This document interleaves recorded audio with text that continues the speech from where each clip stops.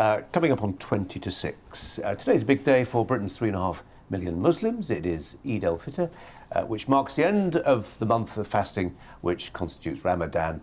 Festivities can last up to 3 days. Worshippers will gather, they'll eat, and they'll exchange gifts. Big part of the economy in many of our towns now. If you want to wish someone a happy Eid, by the way, you would say Eid Mubarak. So Eid Mubarak, I say to Rakib Ehsan. Rakib, welcome to you. You posted some interesting pictures on your Twitter account in your best bib and tucker, looking very smart.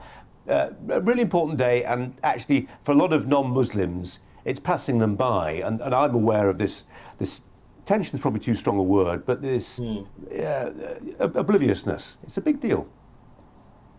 Oh, I mean, I think we could maybe use the word curiosity, perhaps. So ultimately, Eid al-Fitr, it marks the end of the month-long period of Ramadan, which includes dawn to sunset fasting on a daily basis. As you mentioned there, I posted a good number of photos on Twitter of all the food that we're having, and Eid al-Fitr is often marked by family gatherings, friends, also close friends also coming over, enjoying a great deal of food. But it also presents an opportunity for us to appreciate the basics in life, good health, contentment, but also provides a chance for us to remember our loved ones who are no longer with us. I was just talking 5-10 minutes ago, Rakib, to Calvin Robinson, who's planning to take holy orders, man of the cloth. I've talked to him before about the benefits of the disciplines of things like Catholicism and fasting.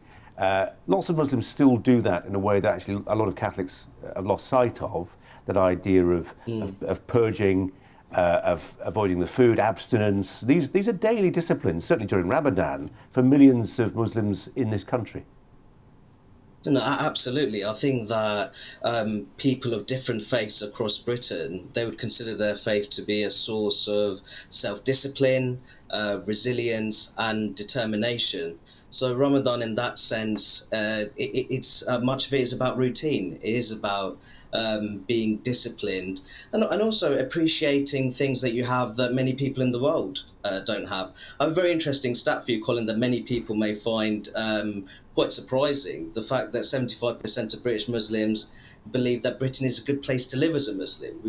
We hear these grievance-fueled narratives, but the reality of the matter is the vast majority of British Muslims think Britain is a great place to live, freedom of religion being cited as the primary factor. And they're certainly appreciative of the religious freedoms and anti-discrimination protections which are afforded to them under British democracy. And just talking a bit about those intolerant Britain versus tolerant EU narratives, Britain fares much better on that front when it comes to allocating religious freedoms and anti-discrimination protections when compared to major EU member states such as France, Germany and the Netherlands. Yeah. Rakib, this is a tricky question. I remember interviewing Sadiq Khan when he was Mayor of London, and I was swinging a bottle of Coke in front of him, and he was sort of looking at it, clearly would quite fancy a swig, but he was in the middle of Ramadan, he was fasting. And it's really tough, right? It's really tough if you're doing a bit stressful job, you're knackered, you're hungry, you're watching other people around you eating and drinking. How many people aren't really doing it? How many people are actually having a cup of tea on the sly?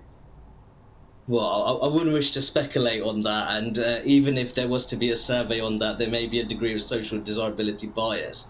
But I think in that particular interaction, the reality of the matter is British Muslims are a minority, and that is part of Ramadan in terms of the British Muslim experience. Is the fact that you are doing that as a religious minority, and you certainly shouldn't be expecting people to put on hold their own daily routines, non-Muslims, just because you are fasting. So that is the point that I'd make. It is about routine and discipline, but it's also about mutual understanding. And then the reality of the matter is, I think that Colin, your roots are in Bradford. I've lived in Luton all my life. I think that, quite frankly, there needs to be greater mutual understanding across a range of our communities. I absolutely agree. Rakib Ehsan, thanks very much indeed for your time as ever. Really appreciate it.